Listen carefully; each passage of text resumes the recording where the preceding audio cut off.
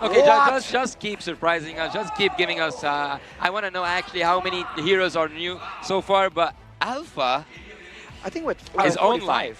I think we're 45 or 46. I'm honestly going to say I actually saw this coming. Really? Yeah, I actually did. Aurora, for some reason, loves picking the Alpha into the Baxia matchup. It is his second pick after Yi Sun Shin. You know why? So, oh, why? Because he does true damage. That is Uh-huh. true. You would think he'd be weak because of the anti-heal, but... Yeah, the sustain is chipped off, and with the nerfs earlier when Alpha was meta, right? He was nerfed a bit in the sustain department, but for the most part, he does true damage, and that's I think what they're trying to do against his composition. I'm not fully confident it's gonna work out though. Well, I guess we will find out. Yeah, so you've talked a lot about spicy food here. The teams really seem to be acclimating themselves because these are some spicy drafts and spicy matches. So let's just keep the ball rolling. We're going into the Land of Dawn once again for game number 2 between Team Lilgun and Imperio Esports. Imperio Esports now are up to the task. Will they be able to tie this down or like to take this game again and go with a tier with a full sweep 2-0 once again? They will top their group and they will be, I think if they want 2-0 this game, is it like for sure in the next stage?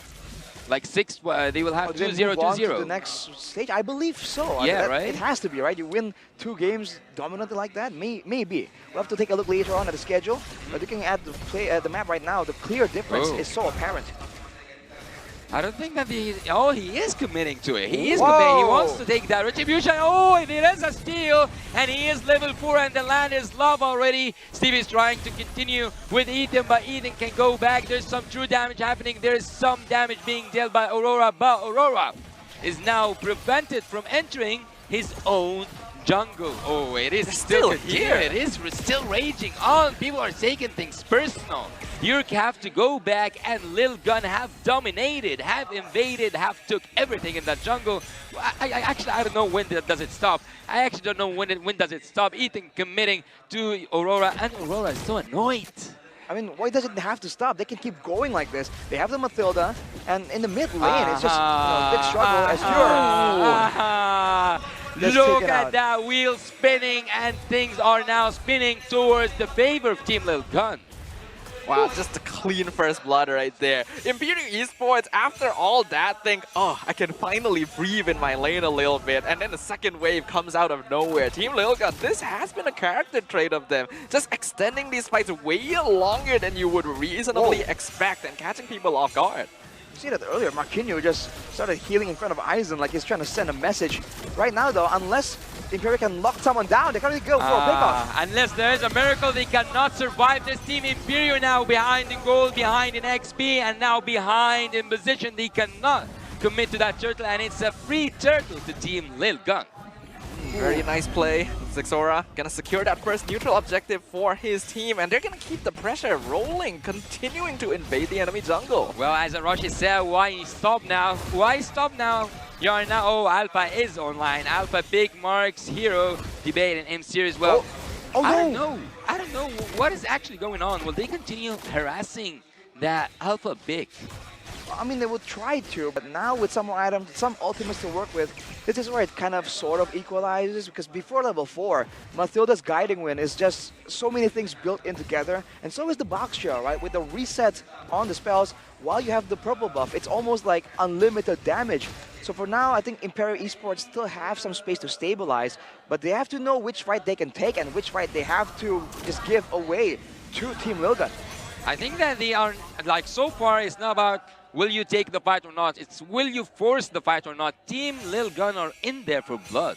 Yeah, Team Lilgun is not giving their opponents any time to think, right? You would expect that, okay, we're gonna try and regroup, we're gonna think about which fights we can take, what power spikes we want to go for. Lilgun's just saying, oh, we're just gonna play the game. Doesn't matter what's happening. It's already gonna be another 4-man gang up top. Oh, it is a sandwich. He is now getting into the sandwich form. He's out. Edith is also out. Yuri is out. And no one is surviving from that clean engagement under the turret. The top lane is now in lava. The Netherrealm dive potential, man. Team Lilgun using it to its full potential. But right now in the EXP lane, it's just a back and forth duel here between Aizen and Marquinhos. Oh my Fashion! He uses his back shoes just to survive that certain death. Top lane is now a dangerous place to be.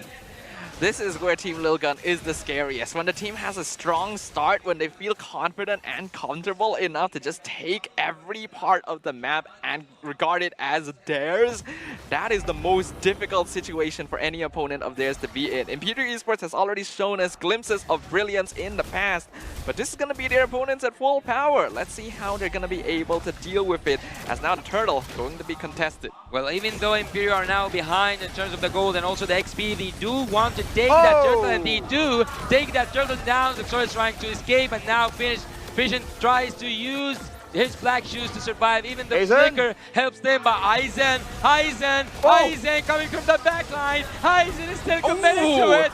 Right hook, right and left hook, and then there's a knockout. Forbid takes the 8 down. They are still committing that massacre at the top lane. Is a dangerous place to be. Team Lilgun dominates the early game.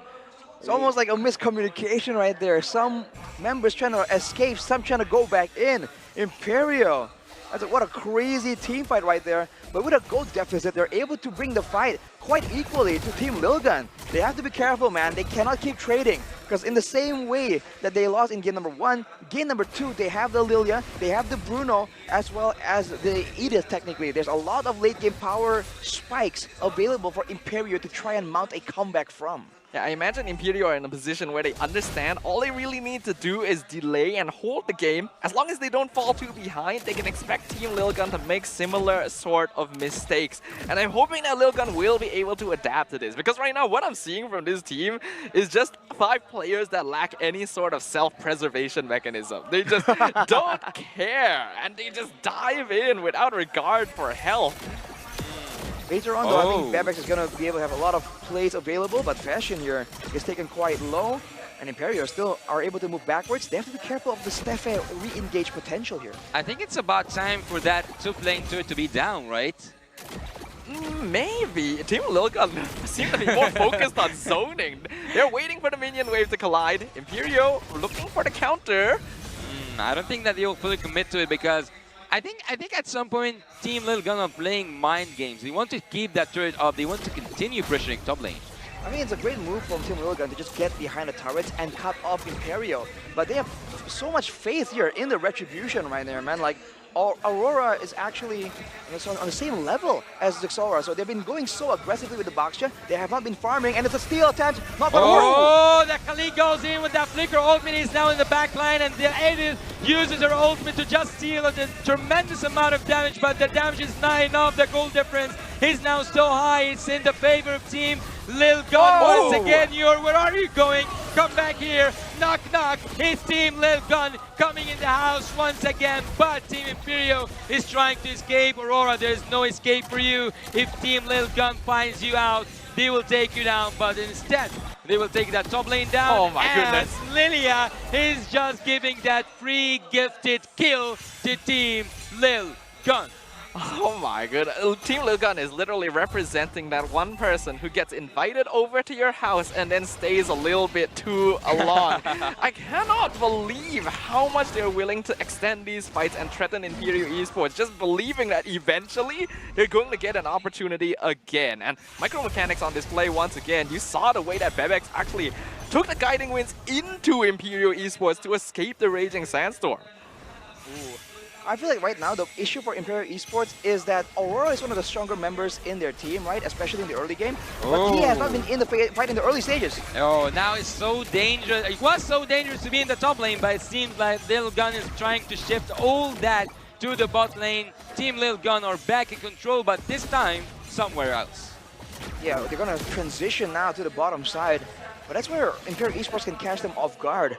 Right now they can't really engage, but I mean, if Team Lilgun keeps crowding together like that, a big alpha ultimate into like all the combos, I think can really win Imperial Esports a fight still. So I think Team Lilgun needs to be still a bit careful, and Imperial has to make sure that if they want to fight, get everyone on the same page and get them in the fight together. It's what we mentioned before, right? And what we've seen, just Aurora. one mistake could cost them. Ethan in a dangerous spot, able to flicker out, and the Lord is now within contention once again. Both these teams, 5 players all around the Lord pit.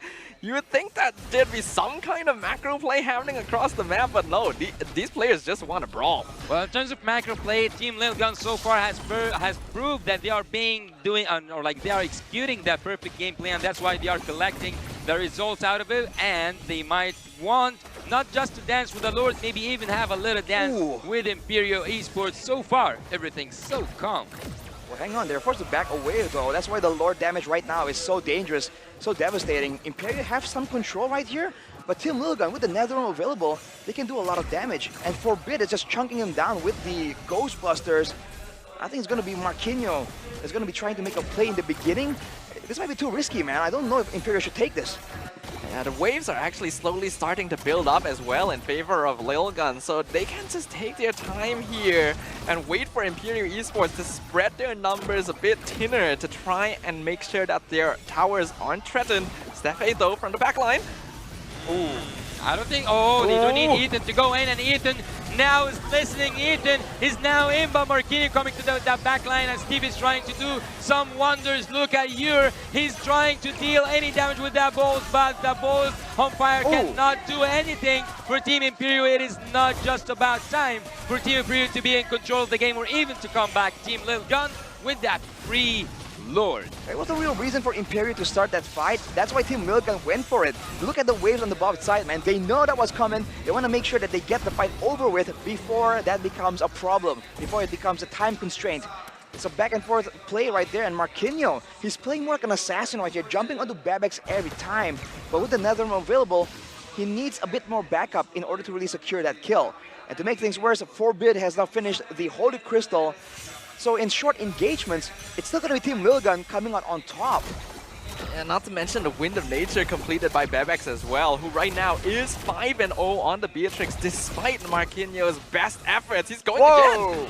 You called for it, Sadapa. You wanted to see if Team Lilgun will have that sweet, let's say, tie, and then we'll go to game 3. But so far, maybe you'll get what you want. But we will get that boss just to ensure that both teams have a really fair gameplay. Yeah, this will give us a little bit of time to talk about the state of the game right now. Team Lilgun, 9.3k net worth lead against Imperial Esports. We talked about how in the late stages, Imperial again are able to scale up, but this is now a much bigger difference than we saw in game 1. Is the comeback potential still there? I think it definitely still is. The Beatrix is a great source of damage, but it's only her alone. And we've seen that with the Netherrealm, it's possible to really get that late game power spike technically with 2 lives. But you also need to remember that, well, when you're in stasis, when you first lose the health from the Netherrealm, you're not doing damage, right? And you're locked in position, and there's a lot of burst damage available for the side of Imperial. And honestly, right, I think the big thing to talk about here is the gold difference. It's almost 10k, but look at the scorecards, man. There's only 1 kill available for Imperial. And all things considered, I feel like the goal difference should be even wider. The fact that Imperial are still somewhat in the game, 10k is bad, but if they're still somewhat in the game, shows that they've been farming quite efficiently right there. I think they just have to try and coordinate better, because even in that last fight, you saw Aurora too far off to commit to any fights, and even when the fights does break out, he immediately decided in a few split seconds, like, you know what, not happening, and went for his orange buff instead. I think we've already seen, not just from these teams, but from a lot of matches here in the wild card, that even a deficit like this can actually be made up for. And we know that Lilgun has a tendency to go overly aggressive when that opportunity for victory is right in front of them. Right now, the game is going very much in their favor. But I think what needs to happen for Imperial Esports specifically is they do need to change the way they're approaching things. There's a sense of desperation here where they're really looking to catch someone in the backline. You see Steffe kind of overstepping, you see Marquinhos trying to get that set up. Maybe the play here would be to just wait for Lilgun to be the ones engaging again and then counter. Like, what are your thoughts? Well, look, Matilda each time she uses her ultimate whenever she's using that circling eagle, and I don't think that I have ever seen Matilda pull back from the ultimate. I think they always commit to it. So if they waited for Matilda to go in and they took advantage of it, especially because they have that really good crowd control, maybe, just maybe, they will, after like saying, I just heard Arashi say we had like 10K difference in gold, right? Yeah, almost so 10K. Like it's a totally different game between, or like separate worlds between both the teams. But if Lil Gun managed to pull this off until the end, maybe the reverse sweep or like maybe losing the first game is their lucky charm.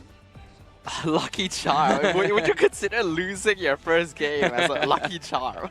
I don't know, man. Maybe, like that's like the winning pattern, the winning formula. If it works, see, right? that's a bold claim. If that's how you need to win, why not? Well, for now though, I think for Imperio, there's still a great potential to defend. They have a Lilia. They can just stack up the Shadow Energies and clear waves a lot faster than I think Lil Gun can be prepared for. For Lil Gun, I think the wave management is something they have to try and get right again this time. But with 10K gold difference, that's usually the threshold where we say that the team can do pretty much whatever, and unless they really make the biggest of mistakes, the game is pretty much guaranteed. So we'll have to see, man. Can Lil Gun stick to that as the Marshall here takes us back into the Land of Dawn? Once again, thank you very much for Marshals up on stage for making sure that any technical difficulties are resolved as soon as possible as we jump right into a very defensive position by Imperio Esports. They're going to be forced to play in their base for now because there's no structures left for them outside of it. But this is the precise position that Team Lil Gun fell into an ambush in Game 1. So all cards still on the table. Well, I think that Team Lil Gun at this point have drawn a line for Team Imperio to not cross that inhibitor turret. So they are it is still so early, but Team Imperio in a really bad position. What you can see, Lil Gun are getting a bit creative. They're splitting up, and they're potentially going for a 2v1 play on the top side. Will it work out? Oh, will they go? him? Oh! He's hiding. Close. He's hiding. But no cigar. Nibiru's passion did not land on target. Let's take a look at the in-game equipment, man. I think Marquinhos can still definitely one-shot any squishy member, but he has to get through initially the Netherrealm and afterwards the Guiding Wind as well. On the flip side, Aurora now has the Bloodlust Axe, going again all in on damage, disregarding any defensive items right here. Their strategy is to later on delete the DPS tool, right, the Beatrix, and if the Beatrix isn't doing damage, then these sustainable damage heroes will eventually overpower these pure tank heroes coming in from Team Lil Gun. Yeah, that is true. A lot of this consistent late game damage for Lil Gun does come from Bebex especially, so you can be sure that Imperio is going to be looking for him in every fight. Well, my question here is, when is the power peak exactly for Alpha? Is it the mid to late game, right? I think it's the early to mid game, in fact, in my opinion. In the late game, it kind of falls off a bit, but all things considered, how Imperio are playing, that's what they need, right? Good crowd control, good sustainability, and damage that is somewhat AoE in these fights. The question is whether they can execute on that, because right now Lil Gun are performing on a much higher tempo than Imperio are used to, even compared to game number 1. That's how much of a world's difference there is between Lil Gun's performance when they have a lead and when they don't. So Imperio right now is gonna play quite respectful, it looks like, and not really contesting, especially since they have waves pushing up. But this is still an objective they cannot allow to go for free over to their opponents. They're gonna contest right now the control, but Yuri is not in the fight, man. Ethan goes in. Oh, Matilda is flying in, and also she has with her the monster kill. Bibex takes that Lilia down. Nothing can save that Lilia even after using that black shoes.